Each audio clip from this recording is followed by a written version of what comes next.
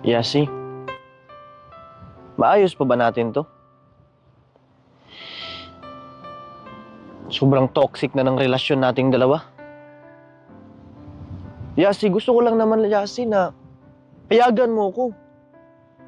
Payagan mo ko gumala ka sa mga barkada. Payagan mo ko na mag-enjoy kahit saglit man lang. Huwag mo akong ikulong sa bahay. Pakiramdam ko, wala nang silbi yung relasyon natin eh. Di na to mag-work. Tanungin kita, mag-work pa ba to? Nasa sa'yo yung sagot. Bakit sobrang higpit mo sa akin?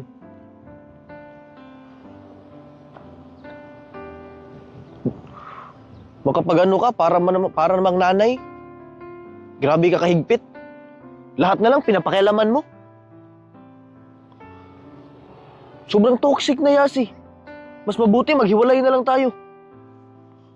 Alam mo ba, bakit di kita pinapayagan gumala kasama barkada mo? Kasi mahal na mahal kita. Ano ba ng pagklaseng pagmamahal yan? Gusto ko, sa akin lang yung atensyon mo. Ayoko na may kahati. Grabe ka naman. Mahirap ba Napaka-selfish yun? mo naman. Napaka-selfish mo naman. Gusto mo, sa'yo lang lagi atensyon ko. Hindi ba pwede na maging malaya kahit minsan lang? Kahit after ko sa work? Grabe mo naman ka-selfish eh. Gusto mo, sa'yo lang yung oras ko eh.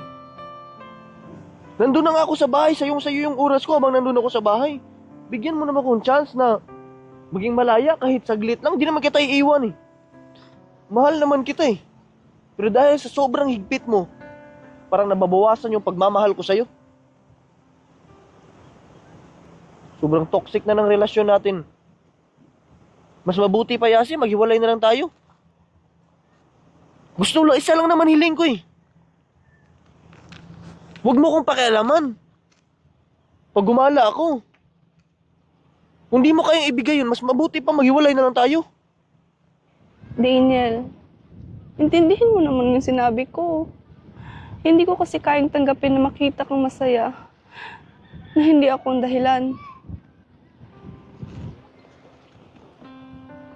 Parang ito na siguro yung tamang oras at panahon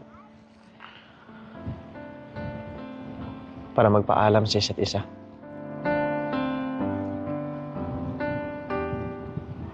Sobrang toxic na ng relasyon natin. Hindi na naman natin maayos to.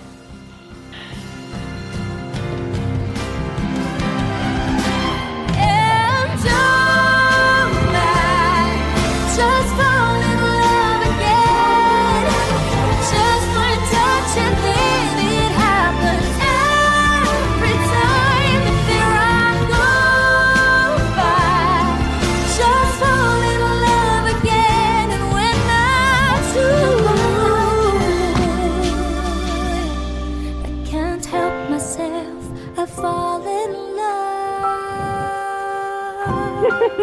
with you.